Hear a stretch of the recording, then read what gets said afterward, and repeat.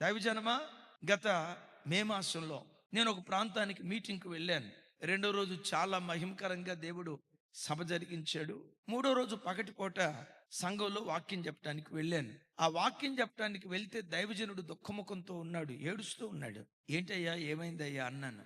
ఇదిగో ఈ 3 రోజులు మీటింగ్స్ జరుగుతున్నాయి కదయ్యా, ఈ మీటింగ్స్ నిమిత్తం సుమారుగా 20 రోజుల నుంచి యవన బిడ్డలు ఎంతో కష్టపడ్డారు. ఆ పిల్లలను చూసి నేను అనుకున్నా, ఎంత మంచి యవన బిడ్డలను దేవుడు మాకు ఇచ్చాడో కదా. మరి ఇప్పుడు ఏమైందయ్యా, ఏ బిడ్డలను చూసి మురిసిపోయానో అదే బిడ్డల మధ్యలో జరిగిన ఒక భయంకరమైన సన్నివేశం నా హృదయాన్ని బ్రద్దలు చేసిందయ్యా. ఏం జరిగిందయ్యా అన్న.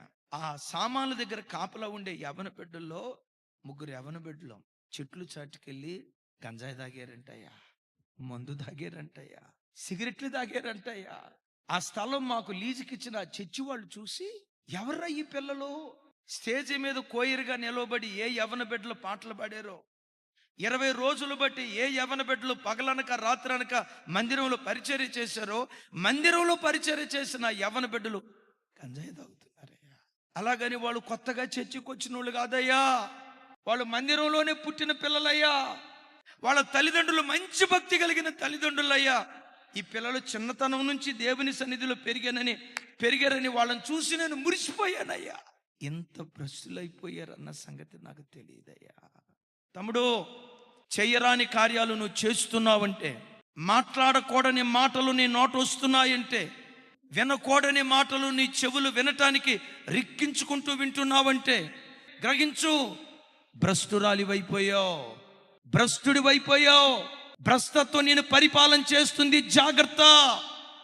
దేవుని వాక్యం నీకు బాగా తెలిసి 15 సంవత్సరాలు విశ్వాసిగా బ్రతికి, 20 సంవత్సరాలు విశ్వాసిగా బ్రతికి, 30 సంవత్సరాలు విశ్వాసిగా బ్రతికి, చిన్నతనం నుంచి మందిరంలో పెరిగి చెయ్యరాని కార్యాలు చేసి భ్రష్టుడిగా ఒకవేళ నువ్వు మిగిలిపోయేవేమో, జాగ్రత్త. ఈరోజు వాక్యం వింటున్న యవన బిడ్డలారా, అయితే మీతో ఒక మాట, దేవుడు కోరుకుంది మీ పరిచర్యను కాదు, మొదట మిమ్మను కోరుకున్నాడు ఆయన.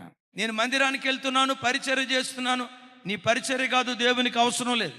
నేను కుర్చీలు వేస్తున్నాను మందిరంలో, నువ్వు పవిత్రత లేకుండా కుర్చీలేసిన, నీకంటూ ఒక ప్రార్థనా జీవితం లేకుండా నువ్వు లైవ్ దగ్గర కూర్చున్నా, కెమెరామెన్గా ఉన్నా, సౌండ్ సిస్టమ్ ఆపరేట్ చేస్తున్నా, నీ బ్రతుకు సరిగ్గా లేకుండా నువ్వు భ్రష్ట స్థితిలో ఉండి ఈ పరిచర్య చేస్తే నేనంట ఇదంతా బూడిదలో పోసిన పన్నీరు అన్న సంగతి గ్రహించు.